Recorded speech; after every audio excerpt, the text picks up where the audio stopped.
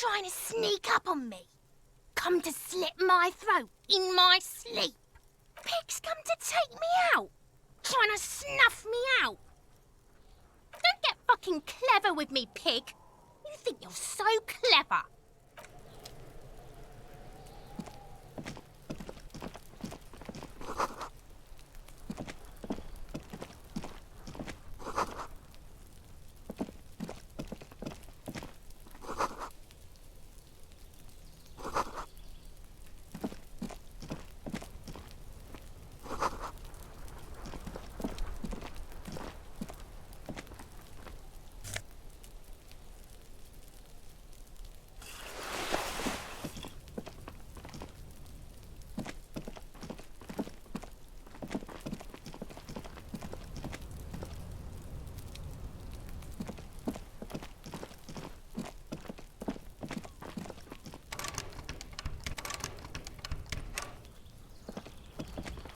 You see a young man on a balcony nursing a cigarette.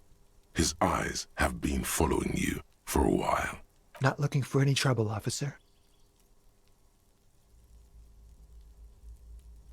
I don't want to be seen talking to the gendarmerie, if that's okay. I just want to finish my cigarette. Don't let him go. This could be your witness. The balcony has a great view of the whole thing. Is it really that important? Like a nervous cat, he keeps stealing looks at the neighboring windows. All right, but make it quick. Once I finish this cigarette, I have to run. I can tell that you finally got him down. Thank you. It was quite a disturbing sight, even by Martinet's standards. What were you doing last Sunday? Oh. You already asked me that, didn't you? No, not you. Some more muscular type. And when did you speak to this more muscular gentleman? Last week? I don't know. Look. You didn't answer the question. What were you doing last Sunday? I had a friend over. It was my Sunday friend. Makes sense. Friends are nice on Sunday. You don't have to work. You can just spend time with pals, watching rugby and drinking beer. He doesn't reply, gesturing no with his cigarette. In the neighboring windows, you can see faint reflections of his silhouette, all from different angles. Help you? No, sorry, gendarme. I have to run. My name? My name is Martin Martinez. Martin Martinez? Good local name. Let's go with that. No. We won't. Now, if you'll excuse me, I really need to get going. This isn't the place or time for questions. Who knows who might be watching from the distance, hidden behind the curtains? For a moment, the man on the balcony seems almost vulnerable. Something moves in the depths of his feline eyes, compassion and a hint of understanding. I am sorry, but I really don't have the information you're looking for. But, hold on, what's that? For a split second, his hand lingers, as though gesturing towards a stone placed right next to the front door. It's a sign. Good luck with the investigation.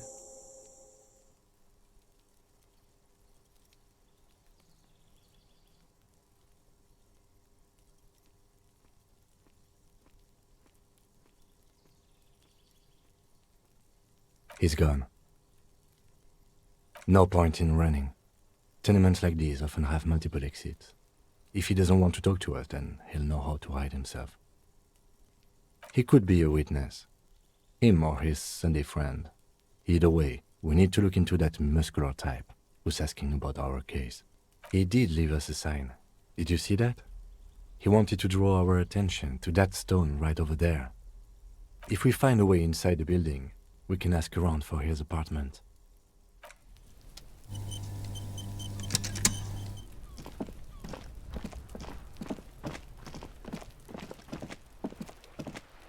This is a wall on the side of an apartment building. You have no clue. So many walls all over Martinez, weather-worn, cracked, their paint peeling.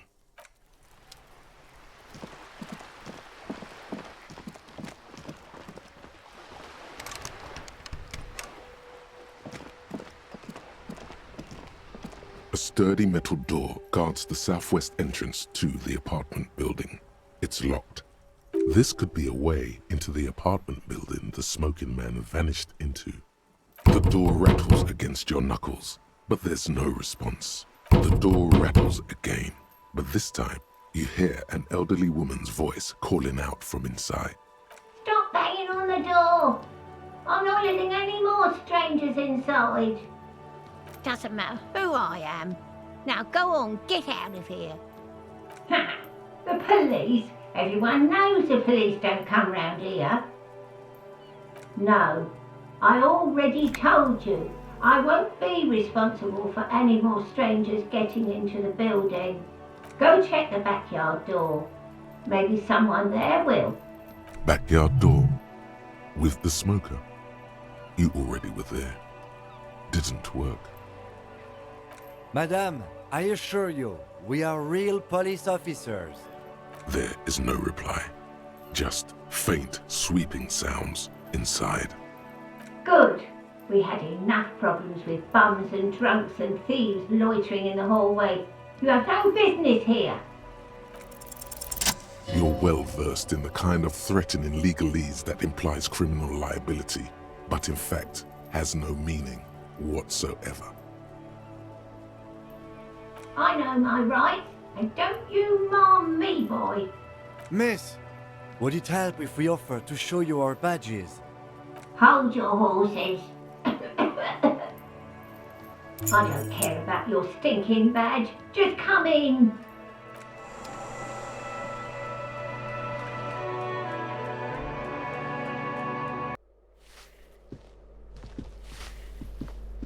Give me a moment. The cold never does any good for my bronchitis.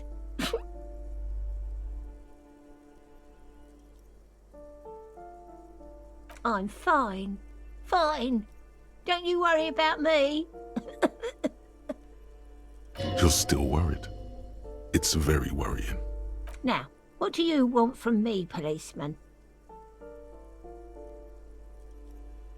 Oh, you'll find plenty of Martins here.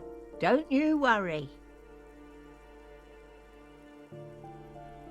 Pea-brain, someone played a trick on you. Martinez is a name for anyone who comes from Martinez, like Jim Jamrock or Raoul Ravachol. Oops, you really didn't get the joke there. I thought it was obvious. Anyway, officer, we don't have the witness's name. Yes, I know who you mean. The scrawny boy who's always smoking like the devil, right? Somewhere in the building, a child starts crying. You hear a radio tuned to a talk show and someone taking a shower. What's he in trouble for? Talk? He lives upstairs in room 28. Go to the balcony. It's one of those doors there. He's usually home in the evening. Thank you. We should go check out his apartment on the balcony. See if he's home. I'm no one. Just an old woman who cleans these hallways. If you can call it living. I have a little room upstairs right next to the coal room. It's barely bigger than a closet. But I don't complain, no. I have my bed and my aching bones to keep me company. And that's all I need from this world. The waiters are at the end of this hallway, right next to the communal bathroom. Ask away, policeman. The artiste? Nothing I can do about her, I'm afraid. She ruins the walls faster than I can clean them. Still, she leaves an old lady to her business. More than I can say for others.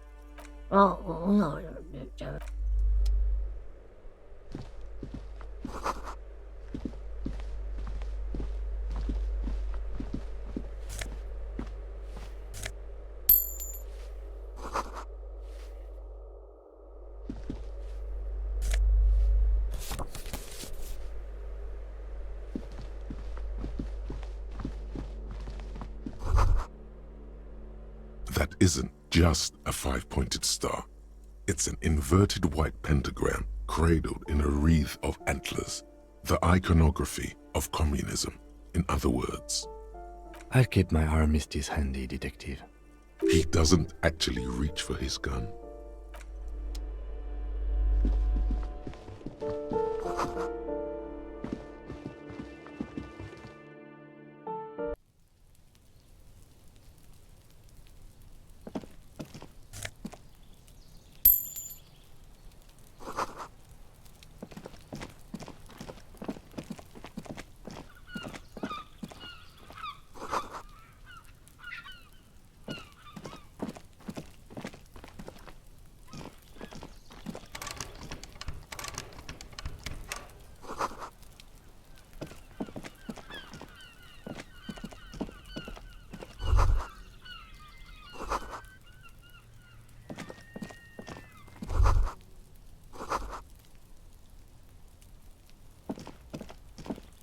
This door is made of metal and appears to be reinforced. Someone here really values their security. Number 28. This is where the cleaning lady said the smoker on the balcony lives. Let's see if anyone's home. Knock on the door. No one answers. Looks like the young man we are looking for isn't home. I think our best chance to catch him is in the evening. We should return tomorrow after we have finished with our day's work. How about 9 p.m.? Sound good? Tomorrow, 9 p.m., right here. Apartment number 28. Good, let's go. Damn. Turns out it's quite tricky finding someone in a big apartment building. Remember, tomorrow, he's probably gone for today.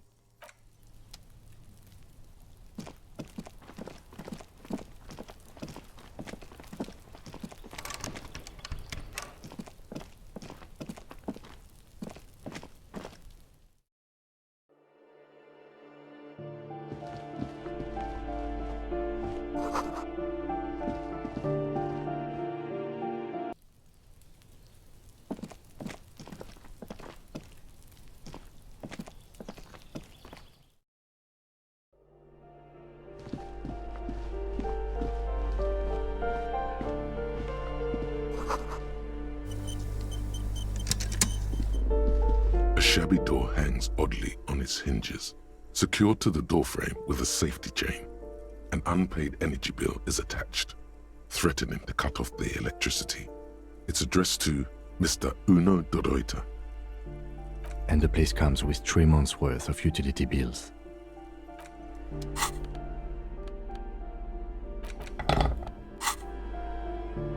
A shabby door hangs oddly on its hinges, secured to the door. Snip.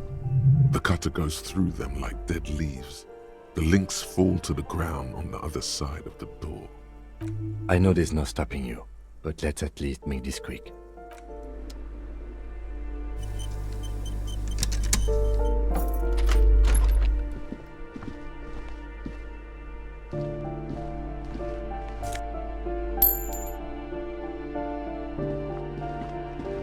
A phone book lies open on the table, covering a stack of utility bills. Right next to it, in plain sight, sits a small bottle of amphetamine, conveniently equipped with a straw. Good. Confiscate it. The minuscule amount of amphetamine doesn't interest the lieutenant in the slightest. He listens instead to something in the other room. You pocket the bottle as if it were the most natural thing in the world.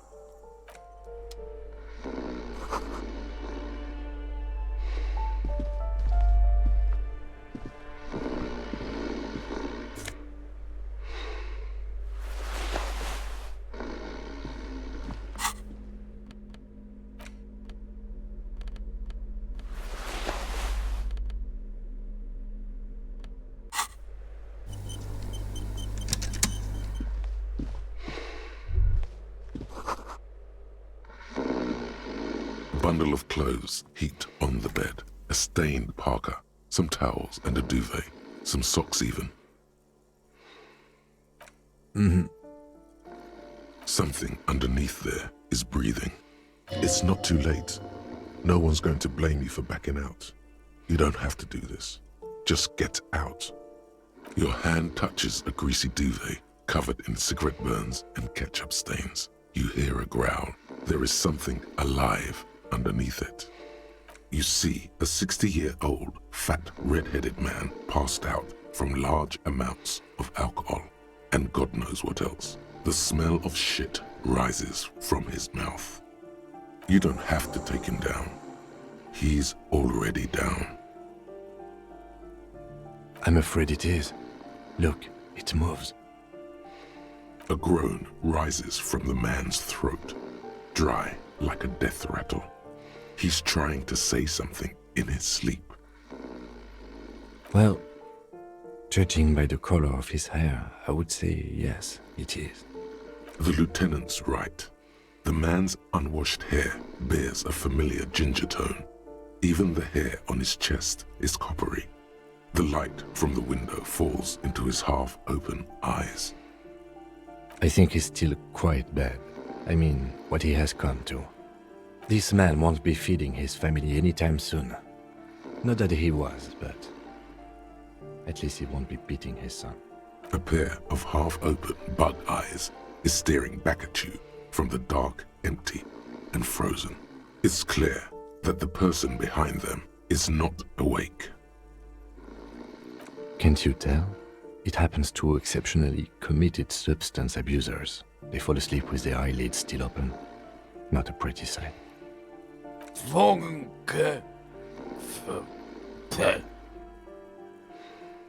Look, he's trying to communicate. What is there to do? We could turn him on his side so he doesn't choke on his own vomit, but he's already on his side. We could take him to Remedy or Saint-Baptiste, but he doesn't have money for medical services. The almshouse would turn him down. They don't do charity for people who are trying to kill themselves.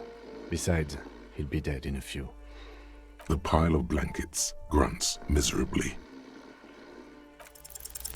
The man groans once again, but his tongue keeps failing him. It's impossible to make out the syllables. A hand emerges from the blankets, trying to gesticulate something. And then it dawns upon you, clear and surreal. Pigs, he says. He's trying to call you pigs. His hand falls back on the bed, limp and defeated. A loud snore escapes his mouth. He's asleep again. At least he got to say his piece.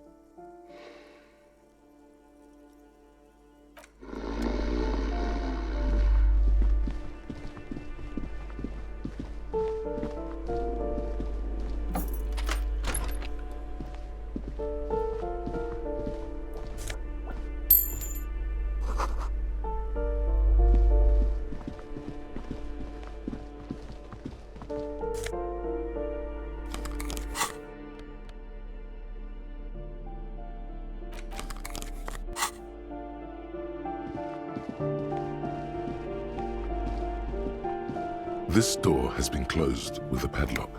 A chalk-drawn number on the board says, number 11.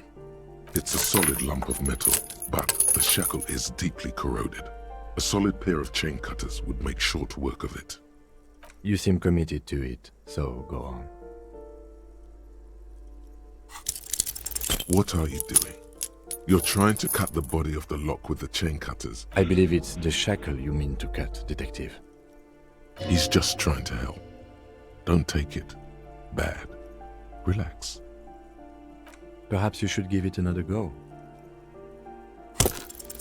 The shackle snaps like a twig, and the lock falls to the floor with a little thud. It should be possible to enter now. After you, Detective.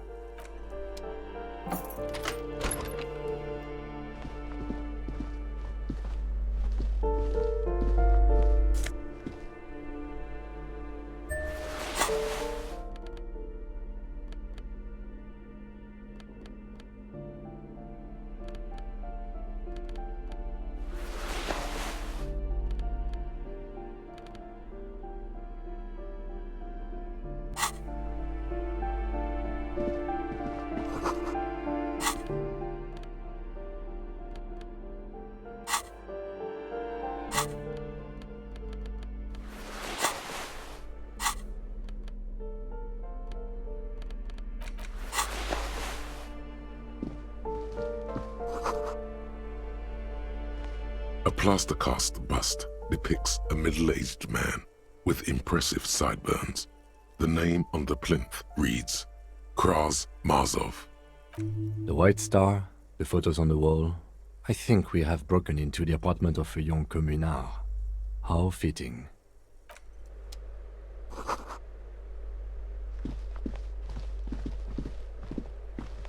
You hear someone walking around inside, rearranging the furniture. The number on the panel says 10.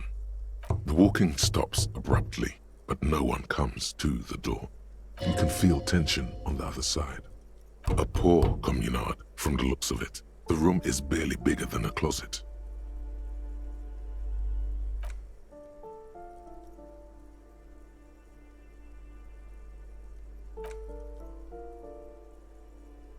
Let's go. We don't have a reason to get inside that apartment.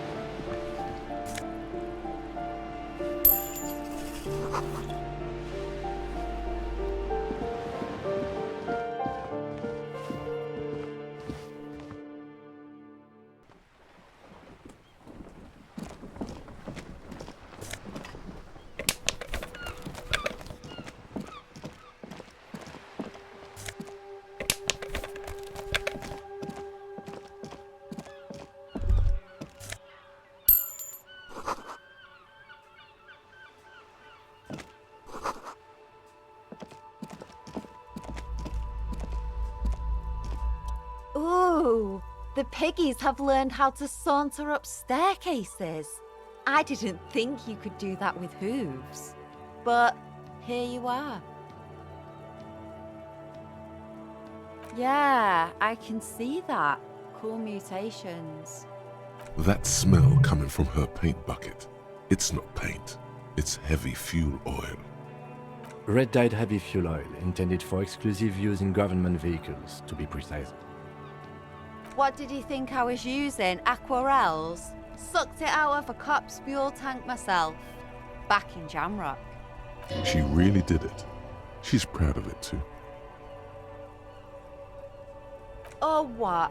You'll push me off this ledge and pry the bucket from my dead hands?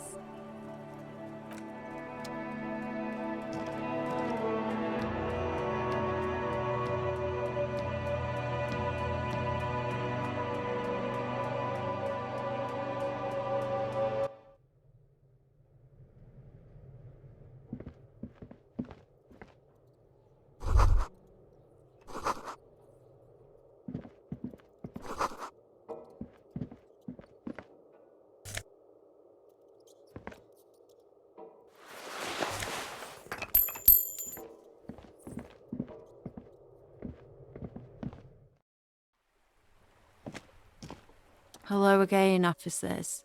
Have you come to admire my mural?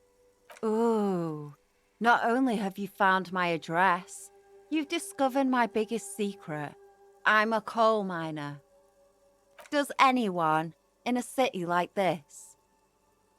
If there's pain about any particular home she's lost, she's buried it deep, fortified herself against it. It doesn't have to do anything at all. Nothing does. Like me. Right now, I'm doing nothing at all. Shoot, Piggy. It's what you do, isn't it?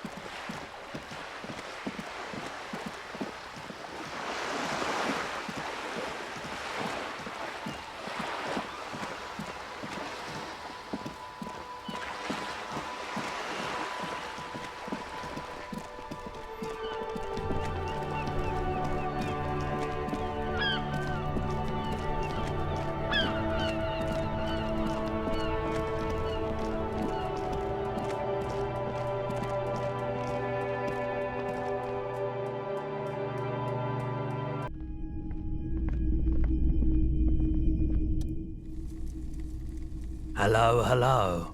Let me know if I can help you with anything. Sure, let me have a look. I'm not purchasing any more clothing at the moment. Anything else you're thinking of selling?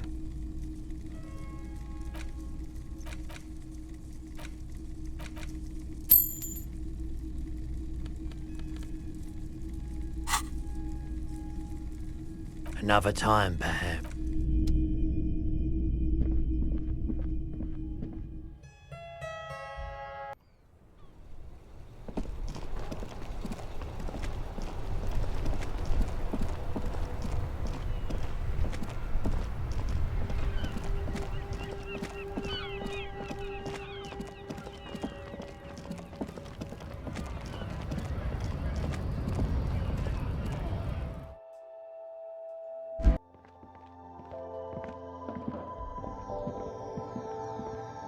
The tear machine stands in the corner. Your bottles clunk into the machine, and the